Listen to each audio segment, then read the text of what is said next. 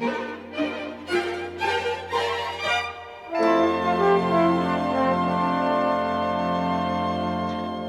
Franey, the Director of International Programming for the Film Festival, and we are delighted to be able to share with you now a conversation with the director of this film, John Gianvito. John, welcome. Hello, Alan. It's a shame you're not able to be with us in person, but you have been a guest of the festival a couple of times in the past. Just let me say a bit about your work and career before we get into the film. So you're speaking to us now from Massachusetts, south of Boston, and where you teach full-time at Emerson College. And we first got to know you when you were at the Harvard Film Archive as a renowned programmer there. And I think a lot of your work draws on archives and history. A few of the films, first was in 2001, The Mad Songs of Fernanda Hussein, 2007, Prophet, Motive and the Whispering Wind, and then you did the sort of epic documentary on the Philippines, and then Far From Afghanistan. So let's just start by asking you about the inception of this film. When did you decide to make a film on Helen Keller, and why? Well, this particular project had probably the longest gestation of any work I eventually undertook. Its origins stem back about 21 years ago or so now, and I had been reading an essay by the radical historian Howard Zinn, who I eventually got to know, and as you know, but your audience may not know, I eventually did make a film inspired by Howard's work, but this predates that. And in that essay, he brought to my awareness this fact that Helen Keller had been not only an ardent but even militant socialist through a lot part of her life, and that astonished me, given the sort of modest image I had of her just from my upbringing and from films and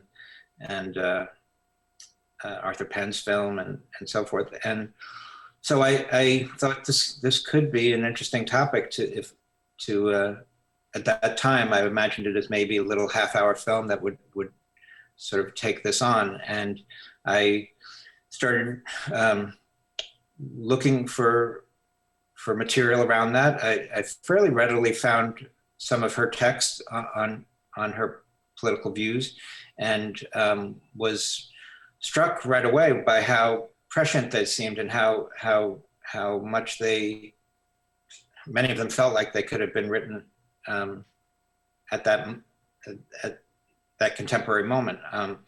And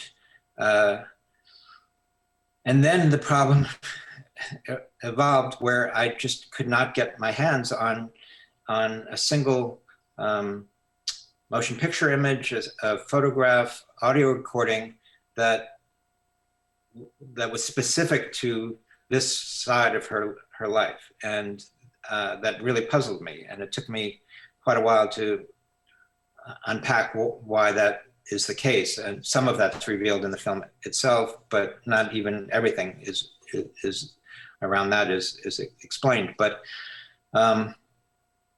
so, long story short, I just felt, okay, it's an interesting idea, but for a filmmaker, there's really not a lot to be done here, at least in terms of the traditional things you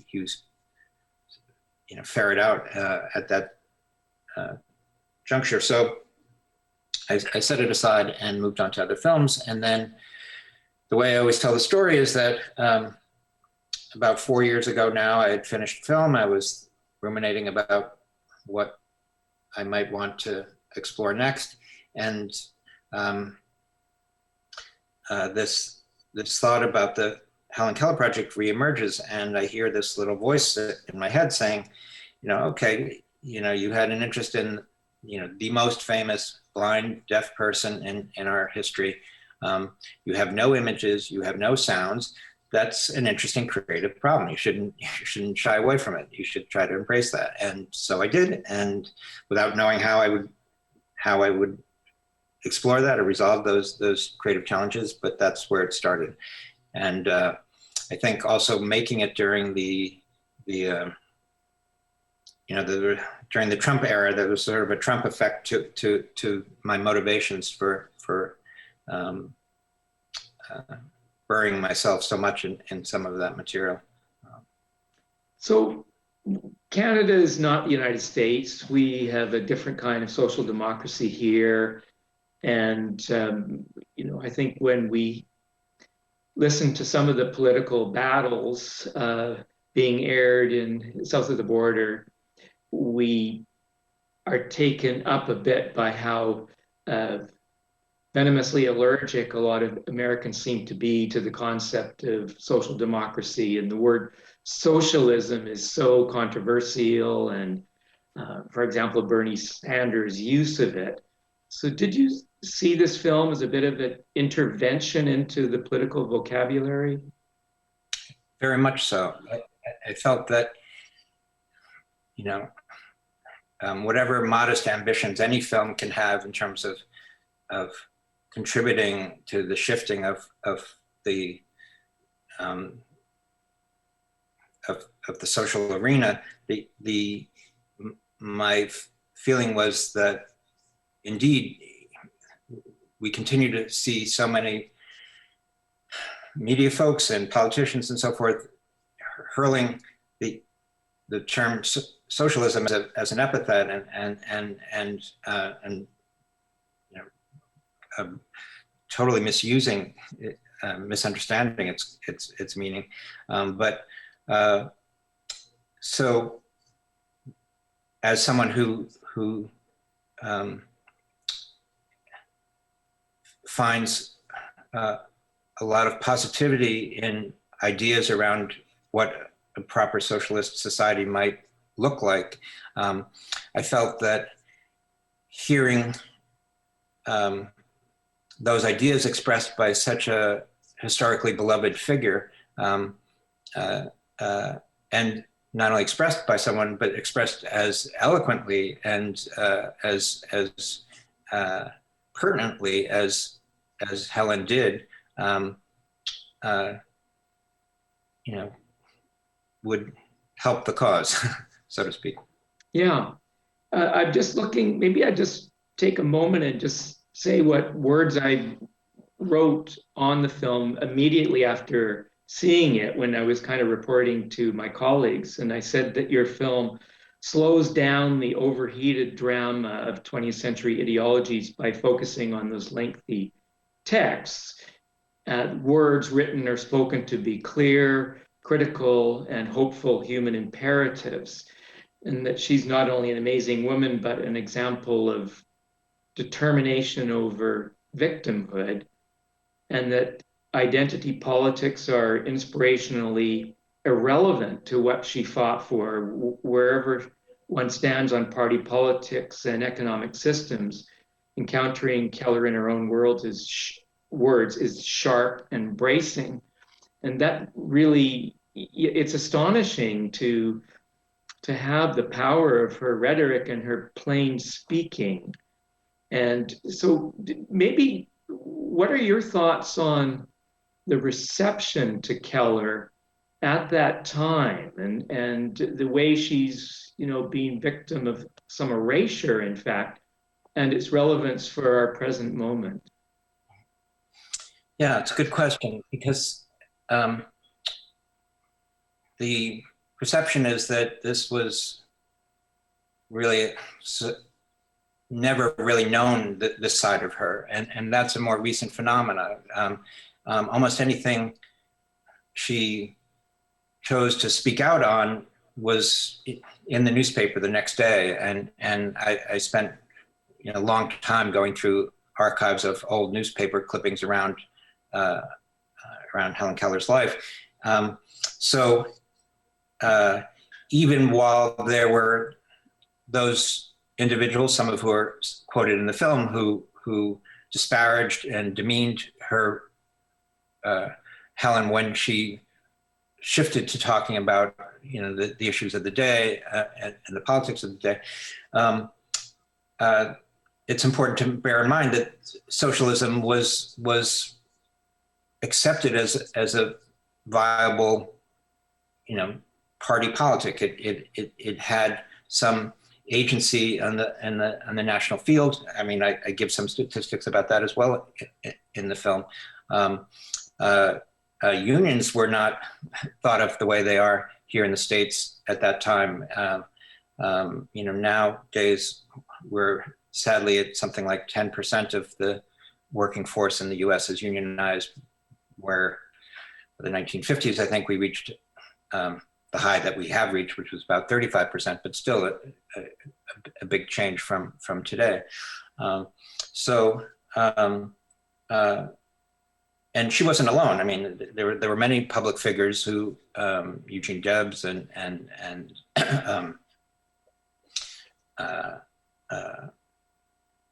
Emma Goldman and many others whose ideas were being hotly debated, and there was space for that, and a lot more, you know, newspapers and journals and things than we find today, sadly. And I suppose, you know, that people do fill halls for TED Talks and to listen to a young person like Greta Thunberg talk about climate change. But in the realm of politics, we don't have as much of an overreaching vision. One might say Bernie Sanders, that was his chosen approach.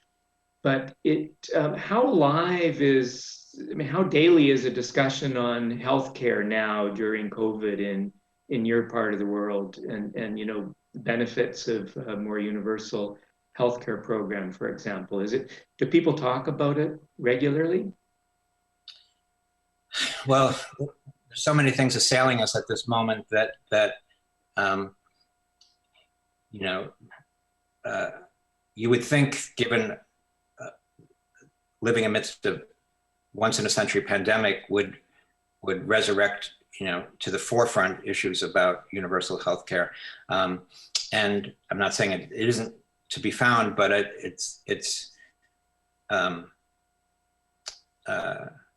you know, battling against other urgencies that from what's the you know, aggressive attempt to erode our voting rights here, the anti-vaxxer issues, now the Afghanistan, the climate, you know, where do you want to put your attention at that moment? So, but I think we're also seeing the absence of the tradition of the public intellectual and people outside of, you know, the elected politicians who people might turn to for understanding about, you know, how this world is working and how it ought to work and could work. I think Helen Keller is an inspirational figure today for people. I think she's an excellent subject, and the way you've honored her words and not done, you know, a typical PBS. Nothing wrong with that, but it's not a typical biographical documentary. That it really does honor her words. And can you just talk a bit more about finding the form? And the research process, perhaps, but sort of the natural, the shots of nature that are interstitial there. Was this in your mind from the beginning, or how did that evolve?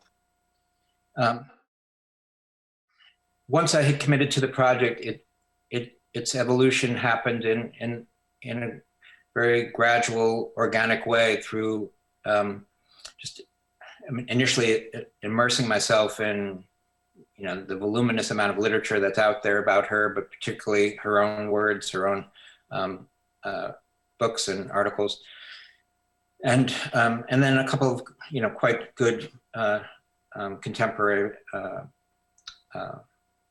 works on her that do touch on her politics. I did start with the clear idea that I was interested in making a film about ideas and about Helen's ideas, and I wasn't making a biopic. I wasn't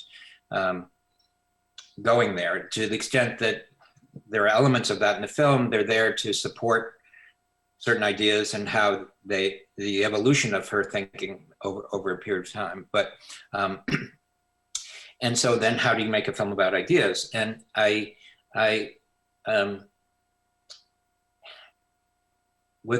without other documentary materials, I had these texts, and there are a lot more than the ones I excerpted, but I continued to find the power in those words. And I thought that the written word was Helen's portal to the world around her, by and large. And she spoke about literature as her utopia, where the one place where she didn't feel disenfranchised, and I I don't know how long I considered other alternatives, but the idea of having those spoken over other kinds of imagery, to me, felt that they would take away from your ability to fully concentrate on the ideas themselves. And to me, the ultimate goal was that you ingest these, that you can then properly consider them, and they can continue to resonate with you. And I know when I read, I don't like other things happening around me or music or distractions. I just like to have silence and concentrate. And people have made the connections between the silence of the text and Helen's deafness. I think that also just sort of organically presented itself as an element, but I wasn't alone. I wasn't settled in the idea that I was only going to use text. So what else might I employ? And I think about 6 months into my research, I discovered that the home that she lived in, that she describes in multiple books as the place where she was happiest in her life, was about a 10-minute drive from where I live currently, but I had no cognizance of that. And I was simultaneously reading her descriptions in her autobiographies of these extraordinarily vivid descriptions of her natural surroundings and the deep pleasure she took from them. Not only pleasure, but for Helen, which is a little different for me, but for her, they were a portal to the spiritual and to the divine. And for me, either everything is divine or nothing is divine. But I do have a kind of pantheism that resonated, that connected me to Helen in another way beyond her politics. And when I discovered that we had that connection, that opened a door for me that I could bring, that there's, for me, always a politic about our relationship to the so-called natural world, and that it felt that it could easily have its place in this discourse, even if people couldn't, for a lot of the film, maybe connect why these associations are happening.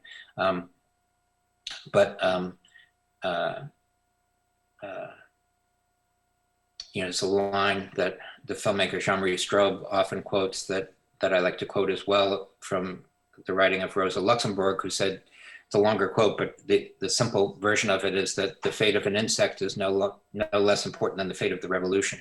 And I think we make a mistake when we, as we often tend to do, myself included, tend to think at times that human beings are the center of the universe, and not think about all the other living things around us. And so that's also part of my view of a socialist world, and so that's how that came in. And then I found other ingredients, little archival clips that did connect to a particular moment in the narrative. But it's the same for any filmmaker. It's just thousands of hours of hard work and trying things out, and there was no clearly imagined image of what this film would look like from the onset that I was just sort of coloring in. I was, up until the last moment, the very last moment, even after I'd submitted the film to one or two festivals, I then made a major change in the end of the film. So so the process. Well, that's marvelous, the way you describe it, because it makes me think that, the words are so loaded, but this is a film about words, and with that pantheism, as you calling it, but I know what you mean. It's really sort of like a higher vision of what life is, and to be shared, and so the sense of life and liberty and freedom and all those things are not the property of any political class or the right. They are really a vision of a higher purpose to things, which involves caring for not just fellow men, but everything around us. So I think that's expressed marvelously well in the film, John. We thank you so much for it and for being with us here today. My very special film. Sincere pleasure. Thank you.